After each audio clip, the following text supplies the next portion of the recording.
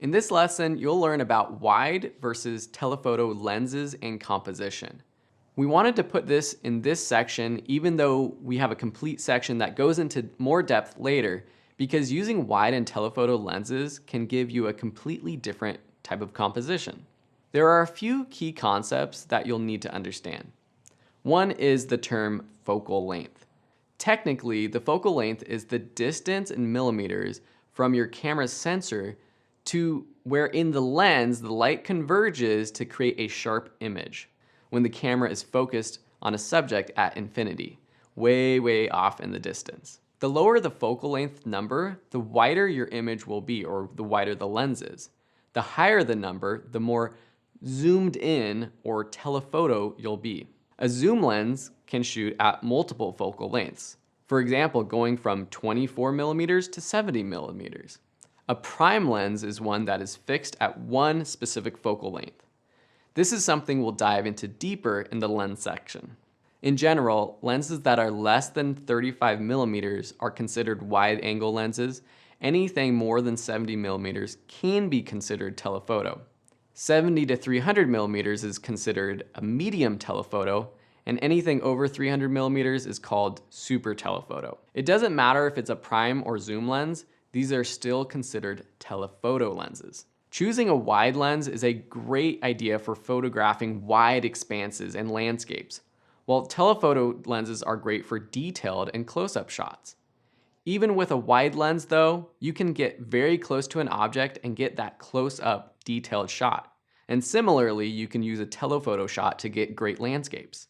But there will be a difference between the two close-ups, one with a telephoto and one with a wide lens, and that's perspective, another key concept in photography. Basically, perspective is having nearby objects appear larger while distant objects look smaller.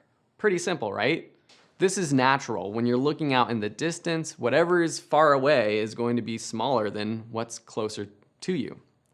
But depending on the type of lens you use, this can actually change. Using a wide-angle lens, close-up subjects are actually bigger and seem more distant compared to the ones in the background. This effect is called exaggerated perspective. A telephoto lens has a compressed perspective, where objects look closer together and the distance between them is harder to distinguish. Let's do a quick demo so you can actually understand what I'm talking about. So here's the difference between a wide and telephoto lens. I'm on a 10 to 18 millimeter lens right now, which is really wide. From right here, I can see all of Sam. I mean, I'm a couple feet away and I can see his feet. Okay, I'm gonna take a shot. All right, so we see all of Sam in this shot, and now let's switch over to a telephoto lens. Now I'm on a telephoto lens, a zoom that's 75 to 300, and I can see Sam's face, but to get his whole body, I would have to back up really far. So I'm just gonna take a quick photo like this. So obviously we can't tell much of a difference between those two lenses other than one is very close up and one is really wide. So what I'm gonna do is actually go back up really far, take a photo that has a similar composition so we can see what the background looks like comparing the two lenses.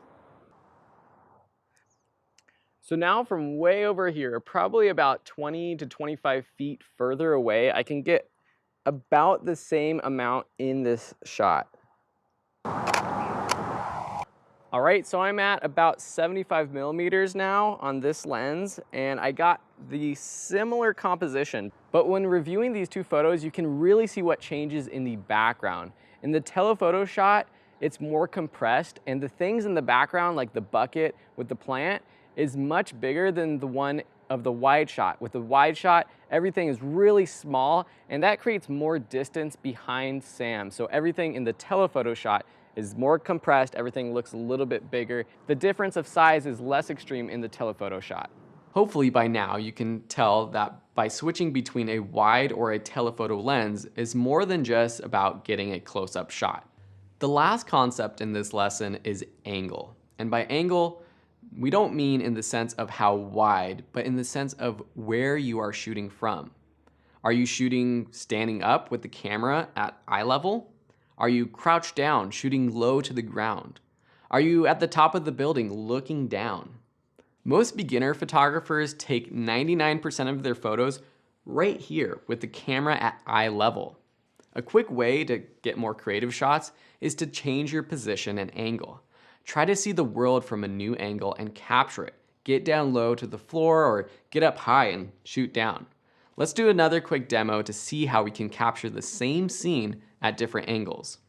An example of how the angle from where you're shooting can change the story or the emotion of your shot is when you're shooting portraits. If I'm shooting from up above, which it's usually more flattering when you're shooting from more of an up above angle. As a short person, this can be a little hard sometimes, so you might need to bring a step or have your talent crouch down a little bit. So I'm gonna take a shot of Sam right here, smiling from up above, eye level. That angle is a little bit more flattering. Sam, can I have you just turn your body just a little bit that way and then face me? Right there, that's a great standard sort of headshot angle. If I step back a little bit and get down, Sam, can I have you cross your arms? So from down here looking at an upward angle, Sam, look down here, you don't have to smile. So this shot gives Sam a lot more power. But if you want to show a little bit more power for your subject, make them a little bit more domineering, then get down at a lower angle like this one. While some of these ideas can feel abstract, and there's rarely a right or wrong answer in photography, by now you should feel like you know even more ways to get creative photos.